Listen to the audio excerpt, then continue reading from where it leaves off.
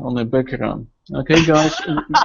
Okay, guys, we are online. We are online, and well, we don't have viewers now, but viewers will be coming. So we have today absolutely non-SEO conversation, and it's not a it's not a battle. It's just friendly conversation, and the main idea is to show that we still can talk. Whatever election in what country, whatever results who was for makes a lot of difference probably, but we still can talk. Yeah. Okay. We have today. I do always so. Yeah, you've been here before. You know that I do as Google told me to do. So from left to right on my screen. From left to right on my screen. Ammon Johns, and and Union Jack. We have David Amerland and no Jack or whatever. No, okay.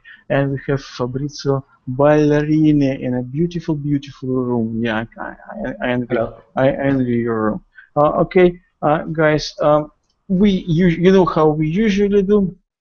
We usually have 5-7 minutes to bring audience to it, but today it's not a SEO subject. It's no presentation, nothing. We just can start to talk free format, and remember, no punches, no punches. Yeah, just make sure our screen stays safe. And okay, so I'll do a presentation again.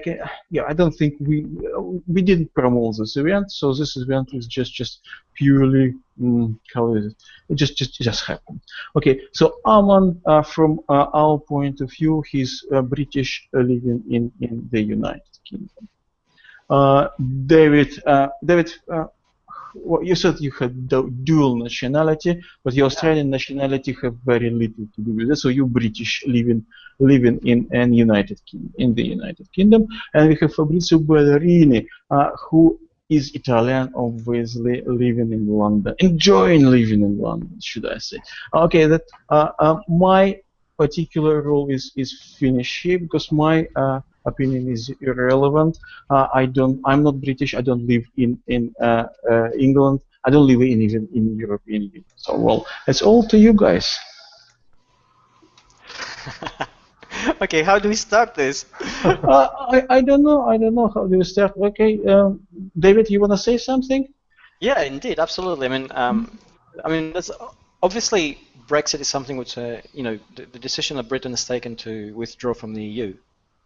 Which it has been involved with for over 43 years now, is quite momentous in terms of both the country itself and the international scene. And there are a lot of there's a lot of head scratching going on around it because, from a logical point of view, it doesn't seem to make a lot of sense.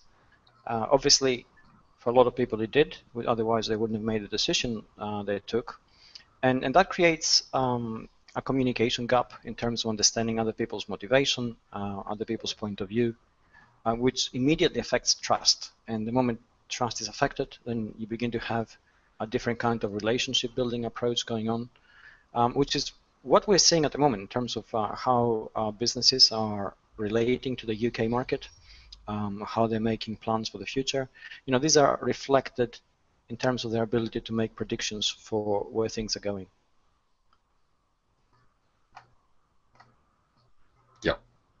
And trust is key in this whole debate, I think.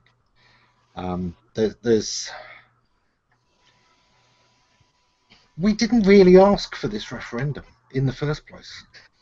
It's a very strange one, isn't it? It was made because David Cameron was in danger of losing some key politicians at a key point in the politics of the time, and decided that, yes, I will include to have a referendum as part of my campaign in order that my fellow ministers will stand by me. Not the voters, the fellow ministers. And to an extent, he made a deal with the devil, and eventually the devil came round to collect. And as usual, the politician who made the deal doesn't expect to pay for it, he expects all of us to pay for it.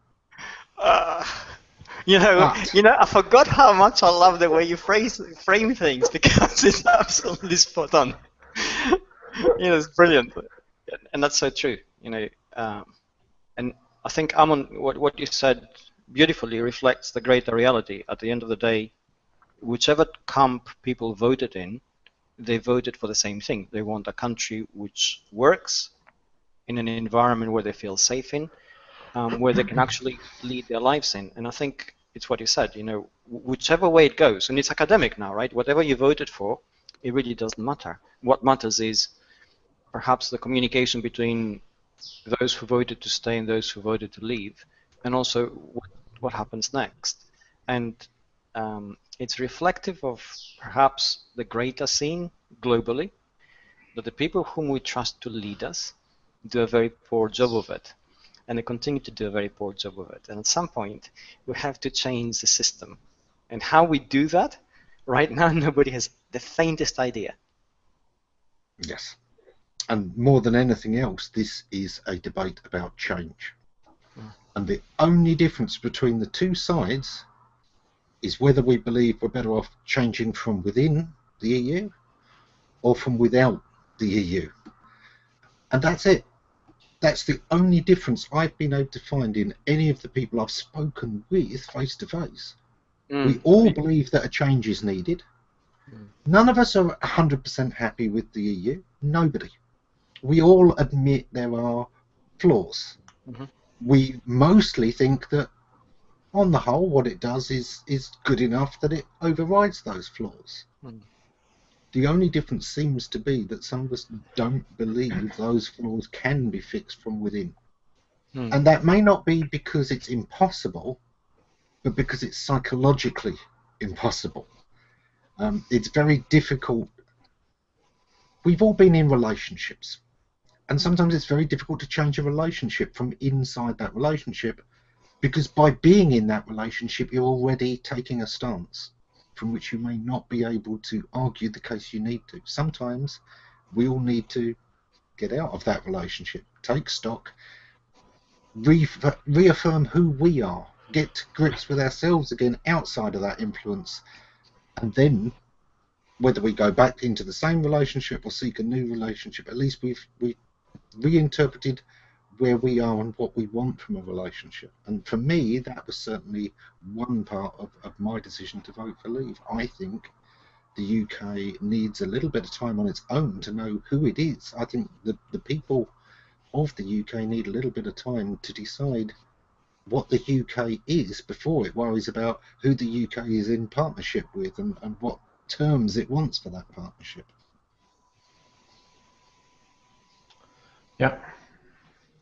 And like from my side, I'm the guy who didn't vote, and and I'm the guy who will eventually, but most likely not be affected by things. So I've been living in London since 2013, so it's been a while, and that's where I started to work. So from very early days, I had quite a lot of trust in this country, and that's why I eventually moved here from Italy.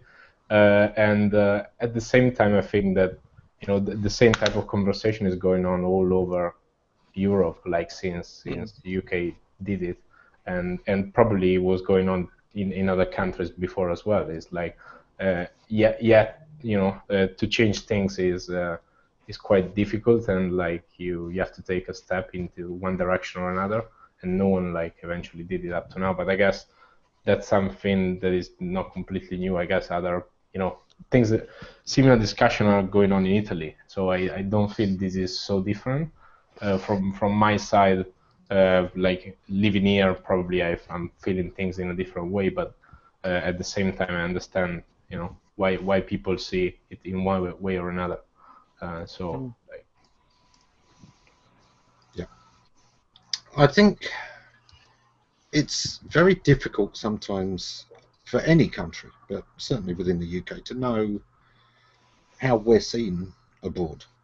We have a perception, and we have what our media tells us everyone says about us, but it's very difficult to really know. And obviously this is something that all marketers are aware of, because we're always having to assess our client's brand or our own brands, and that too is very difficult. Yes, you go out, you listen on social media, but you're only getting snapshots, and you're only getting the people who bothered to say something.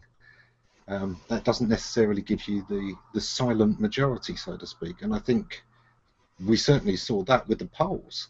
The polls all said one thing was going to happen, not by a huge majority, but it was very clear, the young are definitely going to carry this, and it's definitely going to be a Remain, was what we were all reading the day before the results came in. And then the results were completely different. Go on, David. Yeah, I was going to say, I'm not sure I entirely agree with what you said. I mean, you're absolutely right on the political side, and politics is always very messy because it reflects the wills of the people. And if you take that into a marketing position, it's like you're asking people who are not your customers to make a judgment on your brand. And that's where the uncertainty comes in, and anything is to play. But in terms of a brand, and a country has to be a brand in many ways, it is always relatively easy to gauge its importance by the number of people it affects. Best brand in the world, doing the best product possible, if only 5 people know about it, well, it's ineffective and irrelevant. And if you have a brand which actually is loved by many people and it influences the perception of the market, it becomes a market leader, which means that others trying to emulate what it does, then that makes it influential. And Britain has always been in that situation. It has always been the country that has been part of the cool kids club within inverted commas. And, it was, we say that one of the arguments is that, Europe was imposing, or the EU was imposing many things upon it, but Britain led the EU in more open-minded situations. It managed to always have preferential treatment within it because of its position and perceived power. And it always was special within Europe, within the EU. And the withdrawing from there not only has diminished the power that Britain has, but arguably it has diminished the ability of the EU to be as effective because it lacks one more very knowing and knowledgeable point of view. It's like the 4 of us forming a club, and then you suddenly withdraw. We say, oh well, Ammon, always disagreed. We don't care. But actually, you bring in so much experience and knowledge to the table that for a club of 4, let's say, for you to take off, immediately becomes devalued in terms of its perspective, and it's no different to what's happened here. A lot of the feelings which are riding high on this is because of that emotional aspect. People believed in Britain as an ideal, and the fact that you can't actually rely on it anymore, or the fact that you see it being diminished, produces an emotional response that then doesn't always get analyzed and quantified, which is why we get all these knee-jerk reactions across social media, and people, begin to become very emotional and very aggressive. And there's no need for that, but there is something happening which is affecting a lot of people.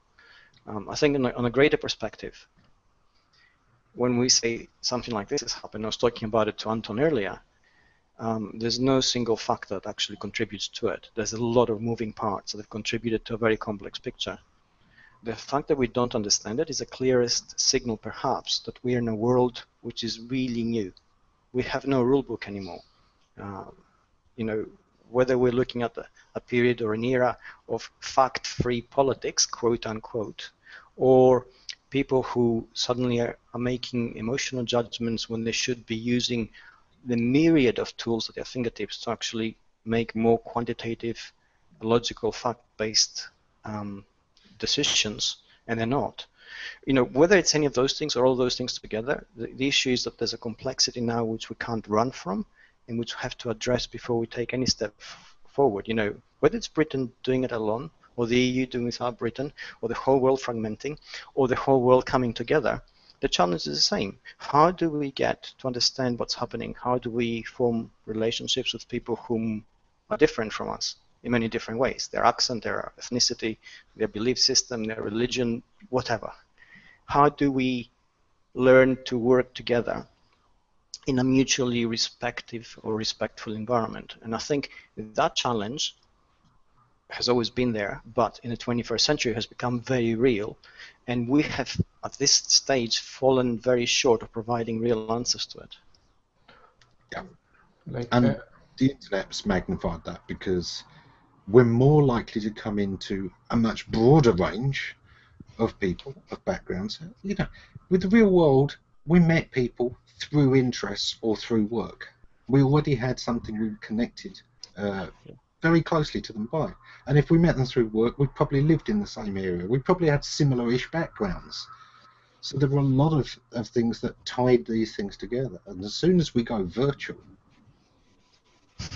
I can meet people who are influenced by things I have never experienced at all, never mind been heavily influenced by. And this is certainly dealing with empathy. When we don't have so much of the shared background is certainly going to be a major factor of global politics and global socio-economics for a long, long time to come. Yeah. But I guess go on. that's also where the disconnect comes from, because doing social listening and analyzing what happened online is very different from talking to actual people, and then that's where you figure out, like, after it happened, that people opinion was different. That's where you like what the media and like online people push is what appears to be, what is trendy and what people think. But then from there to move to like speaking to someone who's actual as a real person, and since all this political debate, they pretty much fought, like the fight is online for most of the cases. Then these politicians, most of the time, I think they're a bit disconnected from what people really want, because like the internet isn't always the representation of what people think. What I do online is completely different from eventually who I am Well, it can be. I mean, it just depends how in touch they are with who they are. But what is interesting, again, is that Ammon brought up the word empathy. As it happens, I've done a lot of research on that very recently because of this book, which I'm finishing. And empathy is a real mind changer. And whether you're in the world of business or whether you're in the military or whether you're in any kind of real sport, whether it's a high level competition, empathy is a requirement because it allows you to break down barriers and open up your mindset. And you need that in order to increase the information flow which you have, which affects your decision making. And that's the same thing in sports within a very narrow context, or in a battlefield where you have opposing armies, or in business where you have business leaders making decisions, or as it turns out now, in a more global stage. And empathy is really hard to achieve because it requires real engagement. You can't fake it. You can't say, oh yeah, I understand you. If you don't really understand somebody, you need more than just their words. And I think one of the things is becoming evident, and Fabrizio, what you said now about the disconnect between the identities online and offline and how we behave, is very much part of that problem. In order for us to fully actualize ourselves, to fully project who we are, it takes tremendous amount of effort. You need to look inwards, you need to think, who am I, who I want to be, what are my real values. And also then you have to go into quite some length of trouble to maintain that in terms of the relationships you form online. So, I mean, and to give an example here, right? I mean, I know Ammon professionally, and it would be very easy to say, oh, this is what he stands for, I just need some SEO advice from him. I discard all the rest. It takes a lot of effort and a lot of thinking to actually accept his other views and think about them from me to him, and obviously, from him to everybody else. So in order for anybody to engage in that effort when they don't have to, there has to be a real willingness to actually understand what they get out of it and what they are required to put back into that. And I think, I'm not going to use the word maturity here, but I'm going to use the word perhaps self-comprehension. If you don't know where you stand, it becomes a lot harder for you to actually do that because it is costly. It costs you in terms of energy and time and effort, and it makes it really hard for you to want to do it if you don't understand the context through which everything happens. So your point is very valid in that disconnect. We're not, the digital world is very new still. We are still growing into it. There are huge pockets of our society. There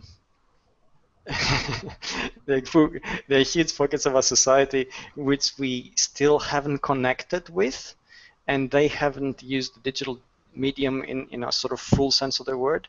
And all these things which we see right now, it's almost like Pandora's box, right? We opened up Pandora's box, all the eels are out, and we haven't yet quite seen hope, which is at the bottom. So I think it's part of the transformative or transitive period we're in, and we're experiencing it. Excuse me.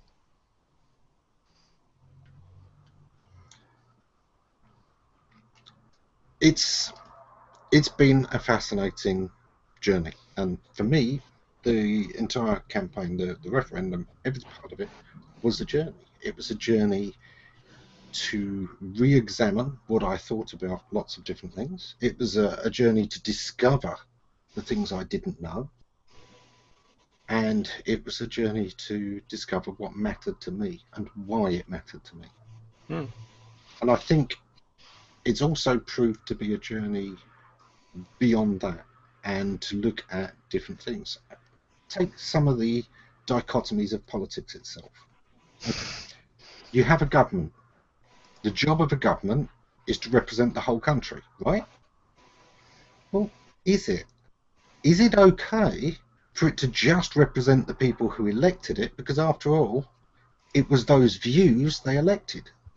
Yes. Now, actually, either answer is correct, but it needs to be consistent. You need to either, once elected, try and do your best for the whole country, or you need to be consistent in following the views that got you elected.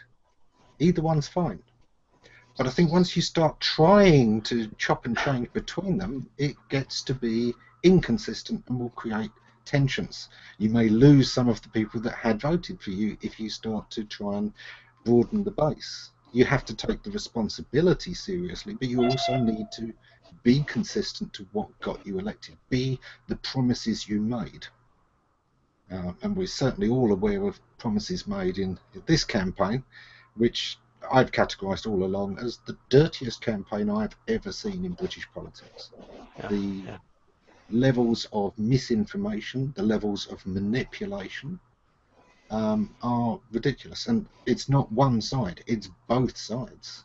There was a very early thing when we first had the two sides. They were called Stay and Go. And it quickly became Remain. Did you notice when that happened? Remain is straight out of NLP, Neuro-Linguistic Programming. Most of the words are in some ways hypnotic. They have a certain effect. They work on a psychological level. And one side becomes Remain, which actually backfired in a way. Because, as I said, one of the key things that almost everybody across the board, all sides of the spectrum, wanted was change. We all believed there are things wrong and they need to change. And Remain is it's a position of no change. It's a position of no room for manoeuvre. It's a steadfastness. Even if we're wrong, we will remain. And I think it actually backfired. But yeah, overall, it was an incredibly difficult campaign. Everyone I know had to work so hard to find any facts on this. Neither side gave us much useful information. The government sent out that lovely brochure that it decided all the taxpayers should pay for early on. And there was nothing in it except doubt. Oh, this will probably happen, and this might happen, and oh, we're terribly scared that that could happen. But nothing about, here's the chances. Here's the chances of that. And actually, whether or not this happens will depend largely on whether you believe it will happen or not.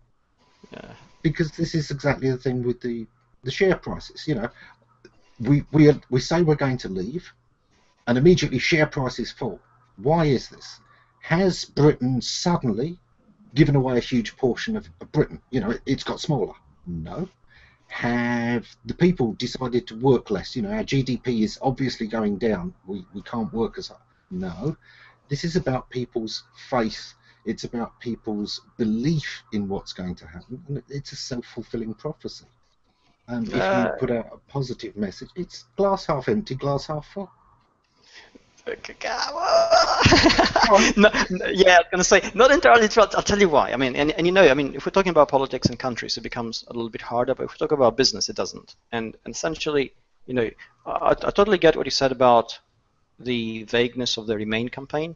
But also, let's understand that they had absolutely nothing to guide them in terms of something like this happening. So everything they had was, I guess. Apart from all of the statistics, all of the civil service, all of the intelligence services, apart from that, they had nothing. No. When I say, I mean, all those things which you just mentioned, just opinions based on facts and analysis. That's all it is, right? And you can either choose to accept it or choose not to. And let's not forget, the guy who's trying to lead the country now is the same guy who said, well, we have had enough of experts telling us what to do. I mean, ridiculousness times 2. But you made a very important point. You mentioned the fact that, facts didn't play a huge part in this, and I think they still don't. And I think that's part of the problem. And the thing that, when you say everybody wants change, yes, they do. We still want change. It's the same thing across the globe. But it's there's the question of how do you achieve change, and that's to be decided. And has the country changed itself internally? No, it hasn't. You're absolutely correct. Being British is, being part of the country, still do the same things you do. You wake up, you go to work, you give it 110%. What has changed is that brand quality, and that has always an effect. It's like working for a company. If your shares tank and you go and you lose 50% of your share value, you still go to work, you still produce the same products, you still do the same service to the same level, but the perception to your customers of who you are and what you do may have been tarnished, and that gets a ball rolling that long term can have a huge impact. It may not, it's a gamble as always, but potentially can. And that's the huge problem. And I think making a decision the way it was made on emotional issues, and from my perspective, and I'm usually very analytical, that's the big mistake. But I'm a minority here. I understand people vote emotionally. I understand, and I've said before, what has happened is what should have happened. If we go to this stage, there's so many moving parts that there's no single thing we can single out and say, if that hadn't happened, it would have been okay. No, it's not. I think there's a deeper problem, there's a deeper divide, there's a deeper reality of how we connect with who we are and what we do that needs to be addressed. And if I'm going to challenge one part there, that it was made on emotive and emotional issues. Yeah. Actually, what I saw was that the majority obviously voted to exit, and the majority of people who voted to exit said that one thing was their prime thing: sovereignty of British law. Mm-hmm. And that is not an emotional issue. That was one of the very few facts on either side of the campaign.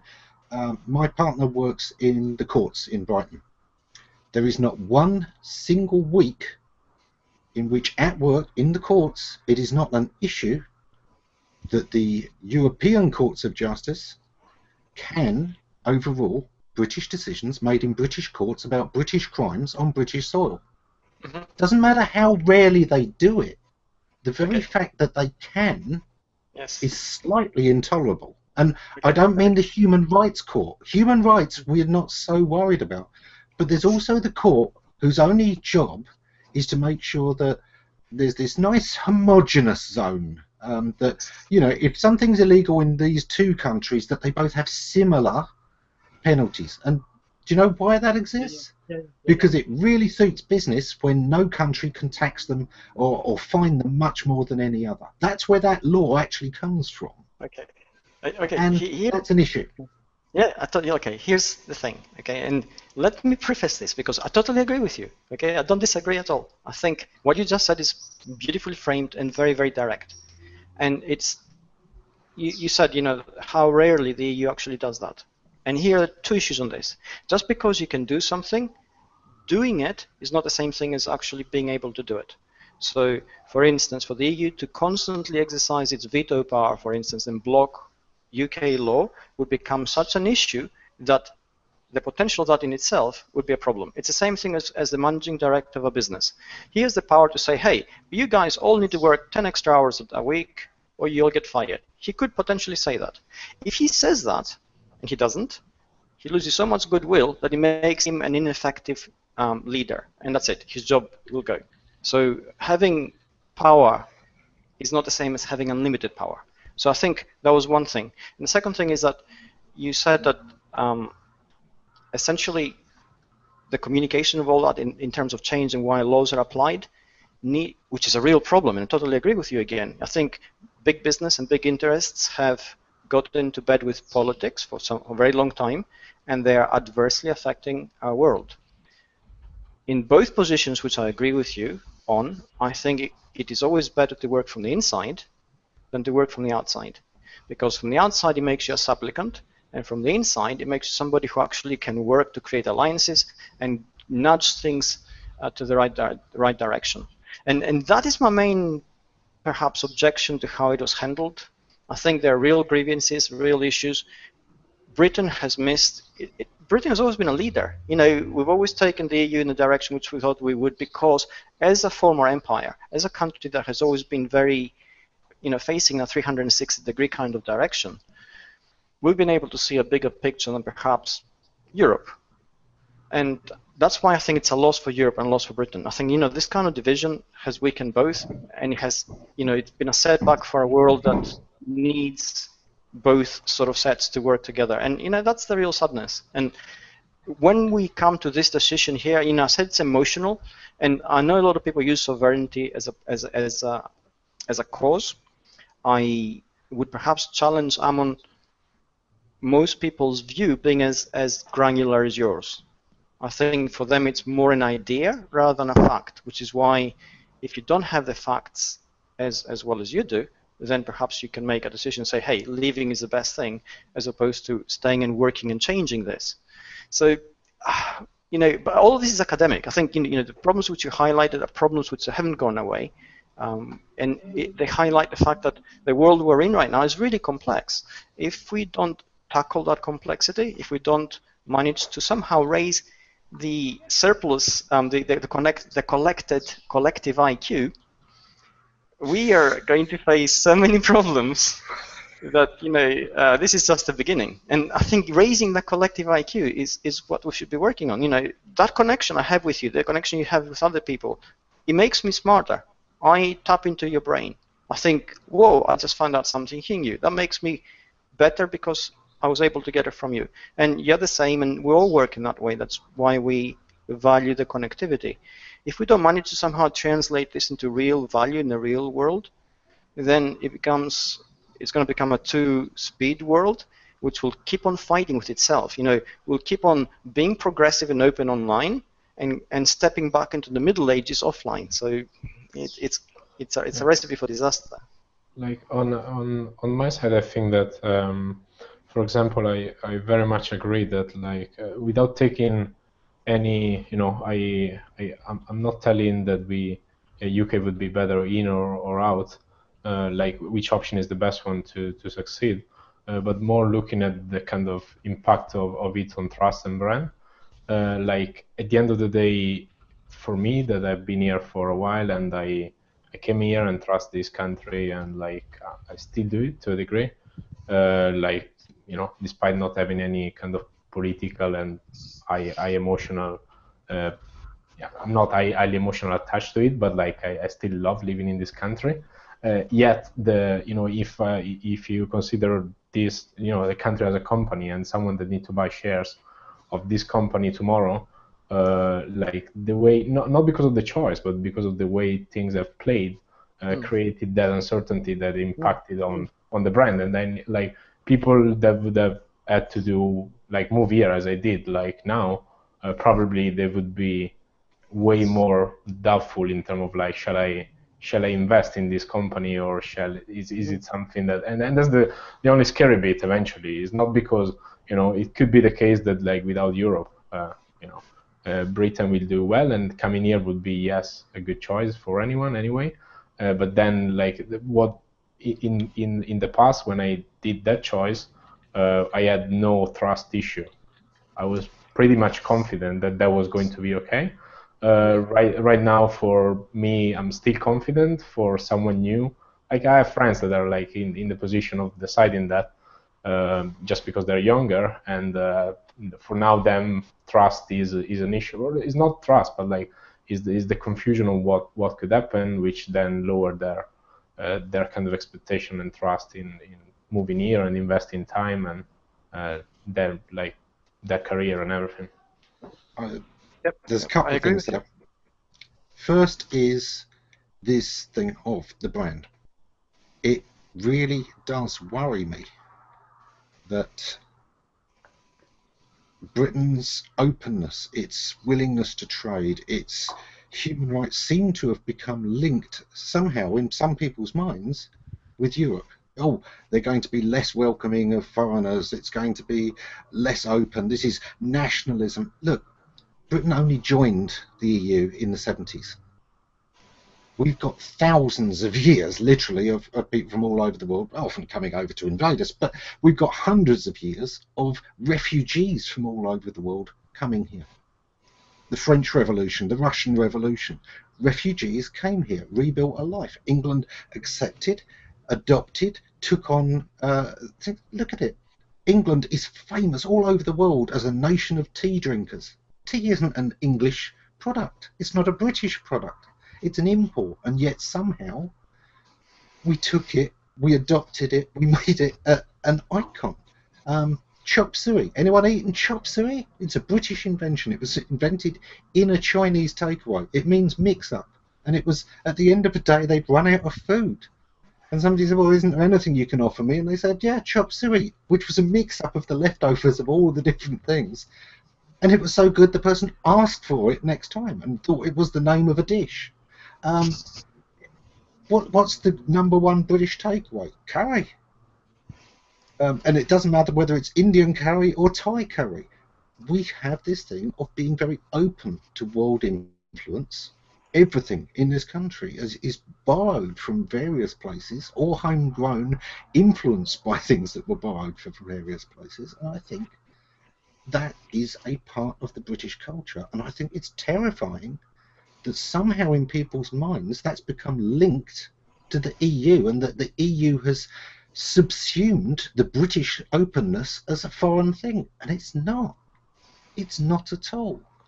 England has been a place people have wanted to go, to open up businesses, to visit. Oxford University has been a bastion the world over for hundreds of years.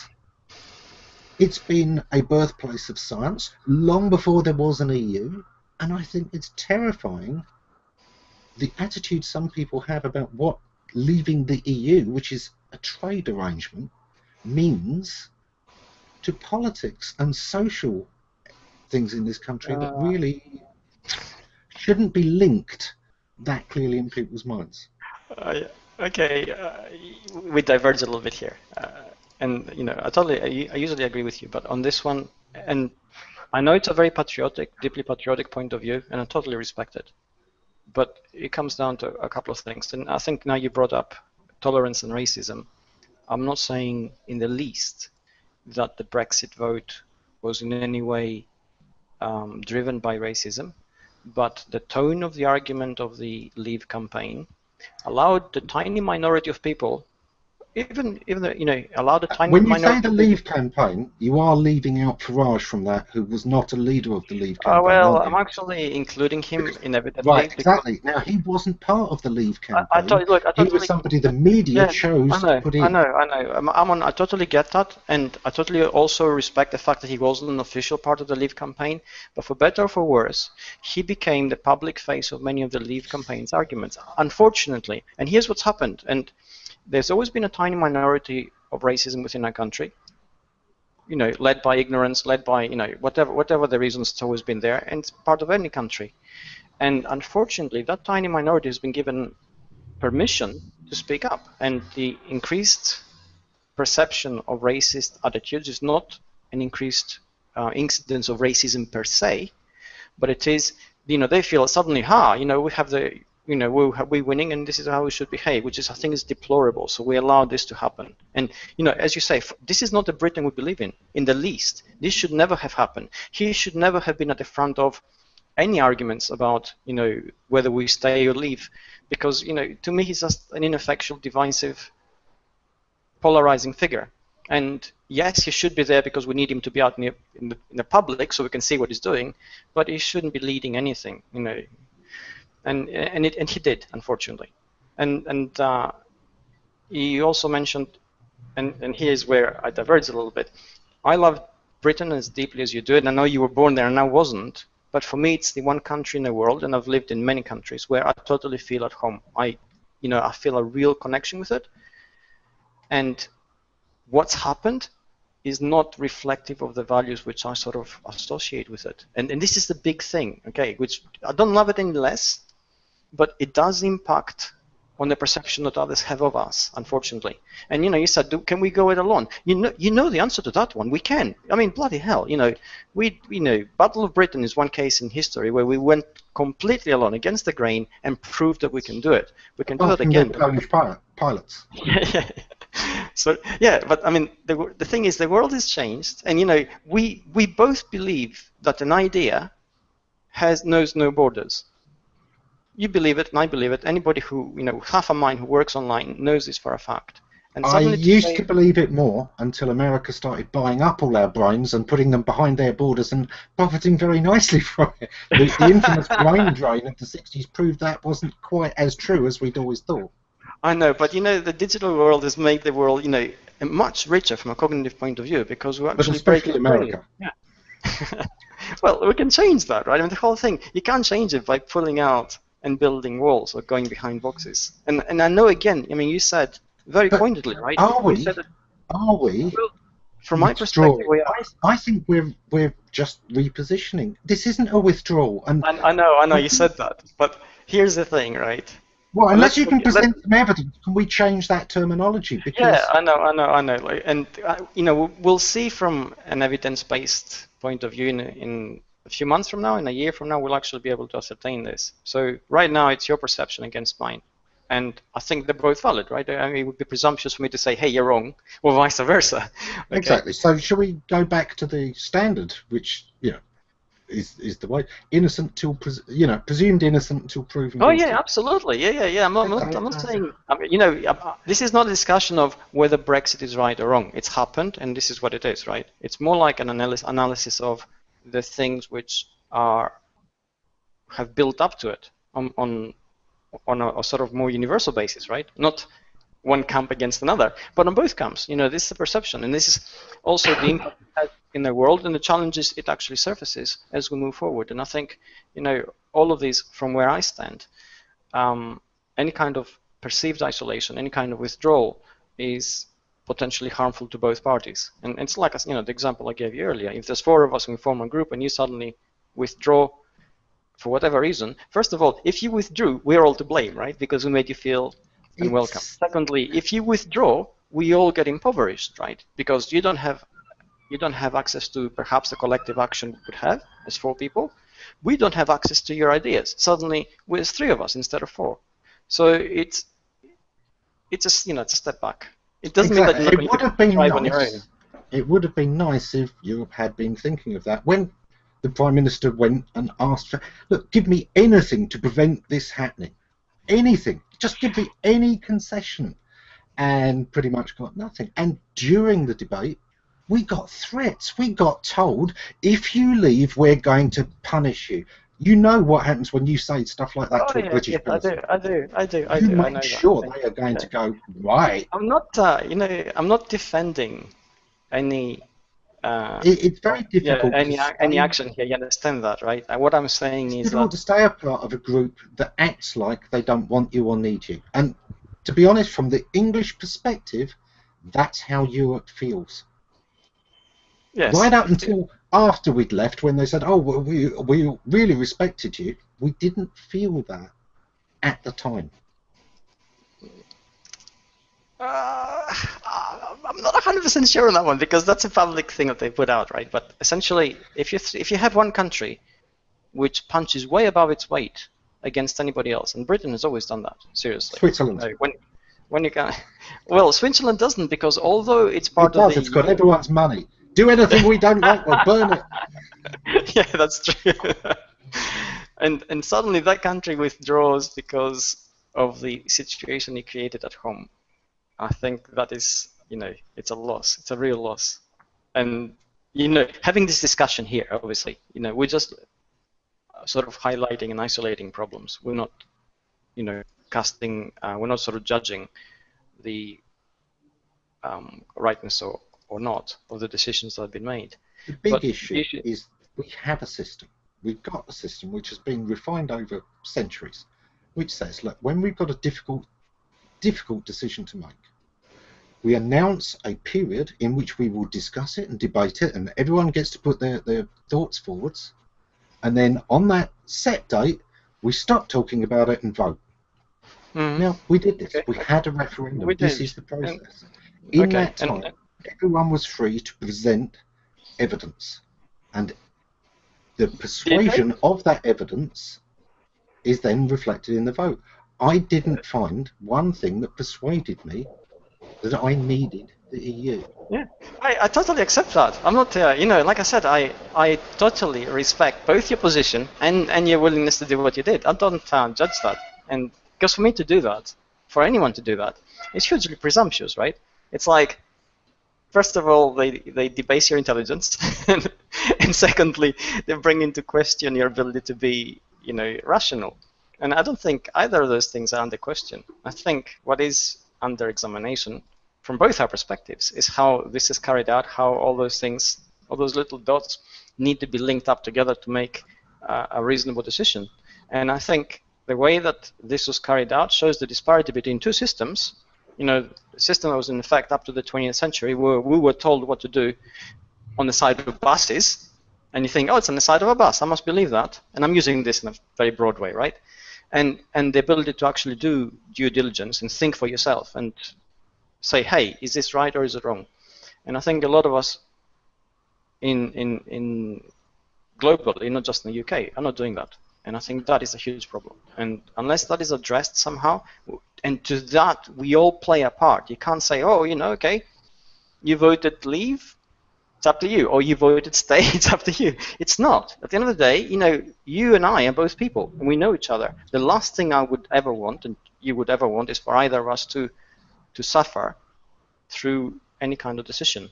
And it goes for anybody we know and people we don't know. This is where you feel a kind of empathy towards others.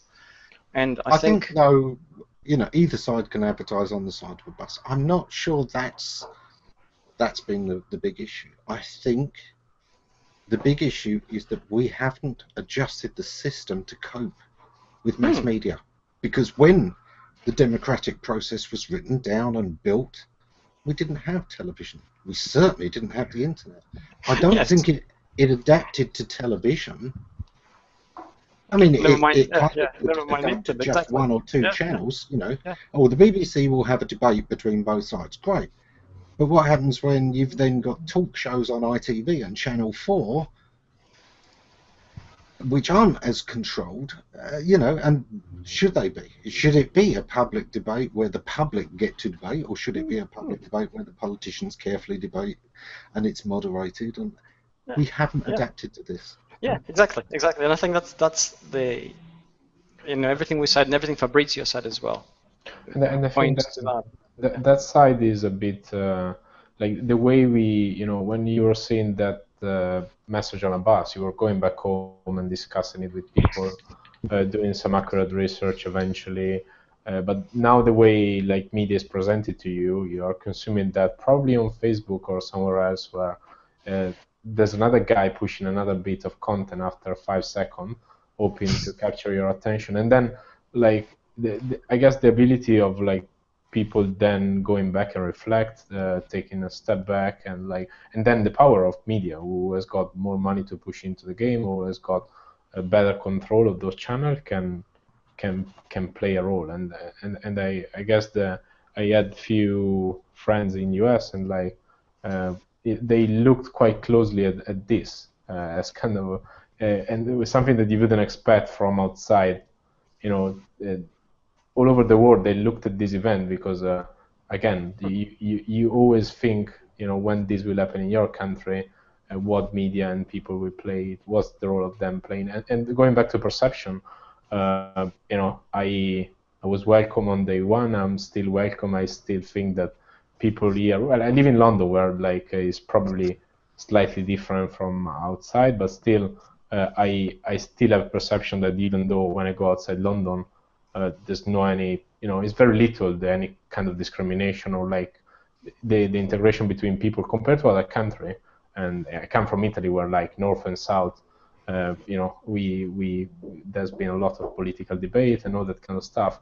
So my things haven't changed. I don't think that people are any different. It's just a perception that you might have after this choice that things are different, and the power of media, like internet, to influence that is quite a lot nowadays, and it's different from what it used to be, because like probably the social media, in the way the structure, in the way everyone is pushing out information, and there's no any conversation that follow up more than five replies, and like whether in the past you had people maybe debating for a full month on a single topic. Like there's one guy that is pushing you one news, and then you have a thumb up, thumb down, and then there's another guy who's pushing you another news, and then based on that you have to judge. Yes. Like, eventually, like some people do. I'm not saying that everyone is stupid, you know. It's far from there, but like myself as well, you know, internet was the best way to keep up with things, and like social media is like, I was not proactively researching, I was just reading the news in the way they were pushed to me, and then based on that I was making a judgment. But Okay. Yeah. I think to an extent, one of the things that's different today from any previous generations is that it's actually easier to do our research. It's actually easier to fact check. To an extent, in the 50s, you believed what you were told unless a journalist did the fact checking for you. And perhaps, you know, one of the things David and I talked about on Twitter was that we both feel that journalistic integrity was poor.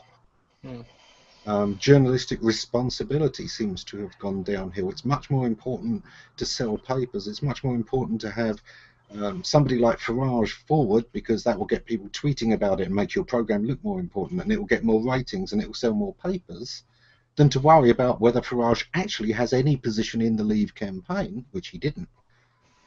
Boris Johnson was the leader of the Leave campaign. He was. and No, I agree. I totally agree. I'm on this line. Farage got more time than he did. And why? Who elected that? Who decided? The media decided. Meanwhile, Martin Lewis of Money Saving Expert was trying to get airtime, and he wanted to do a balanced view to talk to people about what they should be doing in the run-up to Brexit. You know, what are the real financial facts here, which will actually affect your income the most? And they said, what side are you going to be on? And he said, well, I want to take a balanced look. Oh no, we can't have that, because we've got regulations that say if we've got people from this side, we've got to have people from that side. Death by KPI, which it created a ridiculous situation, and the media, the information we were presented, was therefore tainted, biased. But I believe that the British public are better than that. I know I was. I know I went and looked for actual facts. I knew I dismissed Farage. Everyone I've spoken to who also voted Leave said they voted that way in spite of who was representing the Leave campaign, not because the biggest influence on my vote was the Remain campaigners. They kept lying to me. They kept giving me non-information, and they couldn't seem to make one actual argument for staying in. Honestly, I didn't see one argument apart from money for staying in. And although, you know, I work in marketing and I'm helping companies make money, I do that for social reasons. I'm a socialist. I like businesses to be successful because they then employ people who can feed their families. I like businesses to be successful because they can pay taxes and improve the situation of the country they're in. I'm not so keen on tax evasion, which there's a lot of EU help towards. It's not something that the EU's done a huge amount to prevent. It certainly is that most of the EU has a financial it's a financial instrument. It's designed to make trade easier. It's designed to make the provision of goods and services easier. All these wonderful things about, you know, the free movement of people is linked to the fact that you need that to have the free movement of services. I can't have my service business be working across borders if I then have to apply for a visa and it takes 6 months before I can get into that country to provide that service? Mhm. So On that, 2 points. One, I agree that nowadays you have more tools to discover the information. At the same time, the way technology is evolving, if you think about Google as well, in the past doing a research was a pretty hard task eventually, and you were doing that thoroughly. Right now, everyone is going towards presenting that information to you with cutting slightly your job in making that call. Like when they give you instant answer, when they give you, well, that doesn't always happen in this kind of research, but like the way things are moving are probably to a stage where, like, if you want to get a quick answer to, or like if you want to find information without being as thorough, you can do it. And then behavior of people is changing slightly, because if in the past I was very skeptical about everything presented to me, right now if you serve me 3 times something that is relevant, the 4th time I won't be going back and like say, hey, let me go a little bit deeper.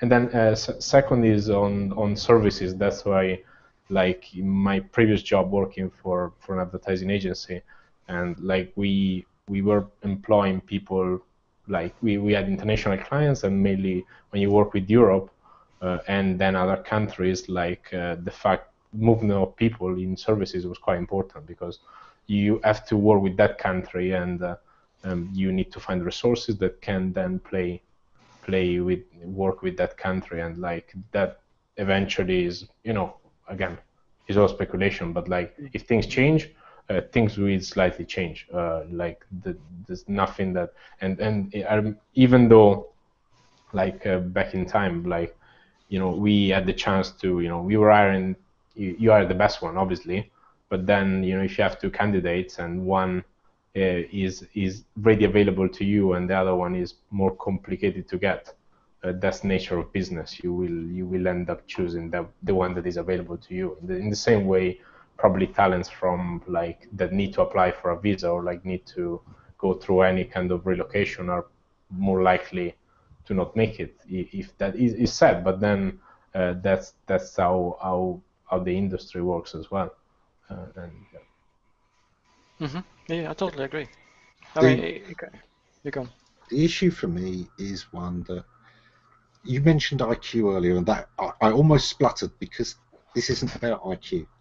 The fact is that all humans are affected by psychology, and psychology gives us innate biases. We have these cognitive biases, and the intelligent are not immune to them. Your IQ doesn't protect you from them. If anything, you can be almost too stupid to have certain biases because you lack the perception that's needed for them. But no matter how brilliant you are, you will be affected by certain biases. One of the great ones is the belief that other people are more affected by mass media than we are ourselves. And where I see that is lots of people saying, oh, well, the media throughout this has promoted racism. It's, made racial attacks happen. But here's the thing. Here's the test for that. David, Fabrizio, do either of you feel more racist this week than you did 3 months ago? Has the media created any more racism in either of you personally, or are you doing this thing where you think everybody else has a different lower function of brain than yourselves and wasn't able to dismiss the same stuff you saw as easily as you did? No, I think what you're saying is not as correct as what it should be, because You do feel more racist?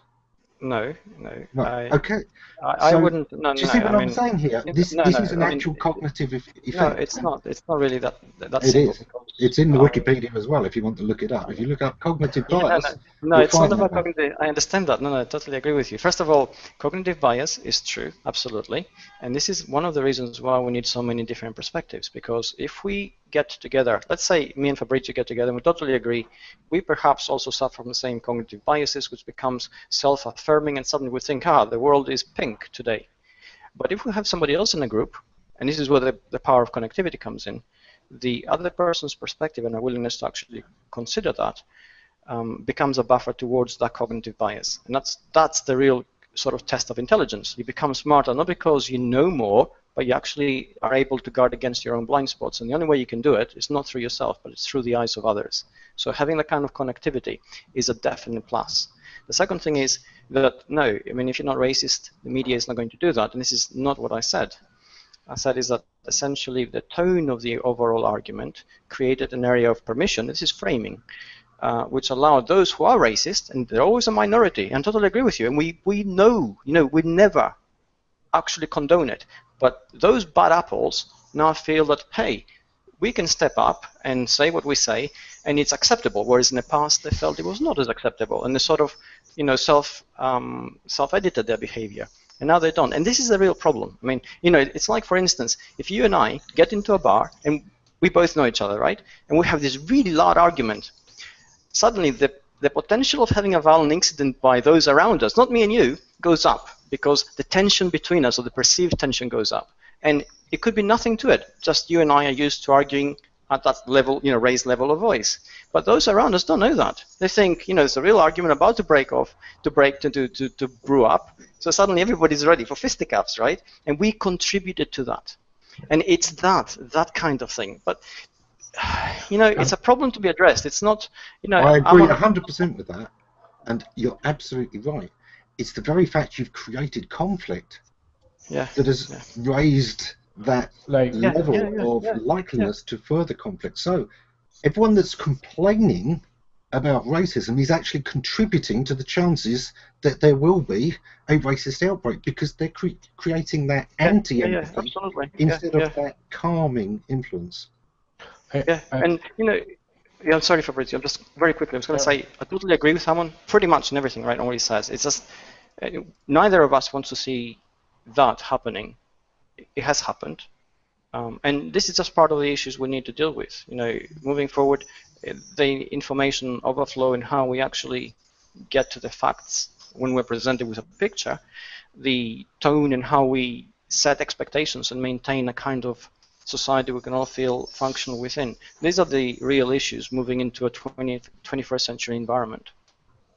And I guess that, yes, the media won't change you, but then you, at the same time you have power to nudge people in and if you keep pushing, I'm not saying that everyone will fall into things, but then you still have power. You have the chance to talk to me 1 times more, 3 times more than the other guy has, and you have a little bit more chance to convince me than the other one has, or that's the only I guess difference. At the end will still be my call, and most likely you won't trick me, or if you want to, but which still is part of why we get these pockets of votes. You very much got London voting to remain, as you'd expect, and Brighton too, because this is where the most international businesses are, where the most people from different cultures are, where the most institutions that will be affected directly by trade loss from the EU are, and those things therefore mean that that's going to present pockets there. Whereas further north, where there's a lot less of international trade, they don't have the stock exchanges there. There are far less businesses with people who depend on the EU specifically. We see less of that voting, and so we do know that grouping, that essence of who you talk to and coming up with collective views does happen. We can see that by the fact that the vote does have geographical borders to it. Yeah, but that's not that's not an issue. I think what you said is 100% correct. I mean, but it's not an issue in itself. I think the real issues of this, on a global scale now, not just in Britain, are the facts that we are still very poor at getting to factual information, and we're still very poor at communicating across different groups so that each one learns to respect the viewpoint of the other and actually think about it. And I think that is a real loss, for society. And I'm talking globally now, okay? It's not just the UK, because it doesn't, it's not endemic just to us. But in a connected world, we still haven't learned how to communicate in a way that accepts somebody's point of view, and we actually think about it and we say, I think he's wrong and these are my reasons, or I think he's right and these are my reasons and perhaps I should reconsider. That is such a loss when we can't do that, that, you know, that's the real tragedy in this, really. But that always has, and we're coming right back full circle to empathy here. So much of that is about assuming that other people made their decision in a different way to us. Now, we have different personalities, we have different orders, but I think the most important essence of democracy is that we automatically assume that everyone gives the same level of consideration to their vote as we did to ours, and we should assume that. And when we see people saying, oh, well, they didn't have all the facts I did, it says so, prove it. Yeah, exactly. They didn't think about this as carefully as I did. They made a stupid decision. You know, that's when no, it's not. I totally agree with you. You know, earlier this year, is it this year? Yeah, this year. I lose track of time here. My book came out on trust, and Ammon, you read it, and you know that we are willing to trust strangers, people we've never met before, whom logically we shouldn't trust, provided we respect them, provided we live in a framework where we actually respect the other person. And if we don't have that kind of respect, then we don't trust strangers because we don't trust them. We see them as a perceived threat. And how we actually create a larger society like that? Whew, I mean, that's a huge challenge, right? But my point is, we are all participants in that. It doesn't matter what point of view you have, or I have, or Fabrizio has. If we don't contribute equally to creating that kind of culture now, we should have absolutely zero expectation of anything positive happening as we move forward. We're only going to see more polarization, more little pockets of resistance, more meisms where, you know, we all get together and create a little fortress and we're okay, Jack. Everybody else, you know, they can take the high road. And that, you know, see, it doesn't work in a world which is facing problems which are really huge and you can't solve on your own. It's, you know, it's never really going to go far. Yeah. Well, I think the biggest thing that we probably covered today is that, you know, there are valid arguments on all sides. There are things that we need to consider, and the whole point of democracy is supposedly that we get a time to consider it, we get a time to try and influence other people, and then we vote, and whichever way that vote goes, we accept it, get on with it, and use unity to move forwards. Even if it's the wrong direction, we go there together, we support each other, and it will work out. Guys, we've been doing like 1 hour and 10 minutes. I know Fabrizio has to go, and I know you both can talk for Olympics, and we're going till next Tuesday easily. Well, my suggestion is, okay, I will stop right here, and basically we all have, well, you all mostly, but we from our side, we have to see what's going to happen, so we can come back to the same more or less same format in a couple of months. In a couple of months, something will happen. Surely. Okay. How does it sound? It sounds good. I think that's excellent. Ammon, thank you very much for taking part. And I know you probably expect to be left on, and it's not the case, as you probably realize. No, yeah. When I make a post, I put it, can we still talk? Well, meaning you basically, but well, myself as well. Yeah, and the idea is we can still talk. This is a major point. Yes. Because as soon as we all stop talking and start punching our screens, that's it. Finished. Yeah. Yeah. Totally self-defeating. We can disagree and still respect each other, and that's yeah, absolutely. Yeah, not only that, but I think there's value in considering others' points of view. You know, total value, and it's not. There's no absolutes in this world. You know, there's no position that cannot benefit from extraneous knowledge. So I think this is brilliant. Okay, so guys, we're going off air. Thank you very much for watching us. Take care. Thank you. Bye bye. You